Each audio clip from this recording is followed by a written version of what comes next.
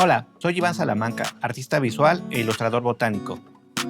Me especializo en dibujo con lápiz de grafito y mi obra ha sido expuesta en ferias y galerías de México, Colombia, Estados Unidos, Alemania y Japón.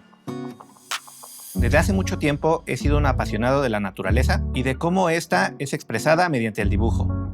En mi trabajo me encanta abordar su belleza desde un punto de vista objetivo y presentarla de manera creativa e interesante. Cuando dibujamos a lápiz debemos entender que este instrumento puede ser tan complejo o tan sencillo como queramos. Al ser muy flexible, todo dependerá de lo que intentemos comunicar en cada trazo. Gracias a las técnicas empleadas con lápices de grafito, he podido desarrollar un proceso en el cual me es posible plasmar la naturaleza de forma realista y al mismo tiempo experimentar y jugar con los distintos resultados.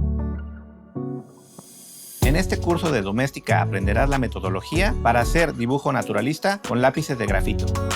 Como proyecto final, realizaremos un dibujo a lápiz inspirado en elementos de la naturaleza. Comenzaremos revisando los tipos de lápices, lapiceros y gomas, junto con las características del papel que usaremos. Hablaremos de la dureza y suavidad de los lápices y cómo esto se relaciona con la intensidad de los tonos. Aprenderemos a realizar texturas basadas en la representación de un objeto real. Enseguida les enseñaré cómo elijo un tema para mis proyectos y les explicaré la importancia de las imágenes de referencia. Te voy a mostrar cómo podemos hacer una composición valiéndonos de herramientas digitales como Photoshop y la trasladaremos al papel por medio de transferencia en una caja de luz.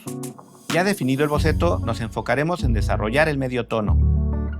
Con nuestra base de grises lista, crearemos sombras para dar volumen a los elementos y después será momento de integrar el fondo.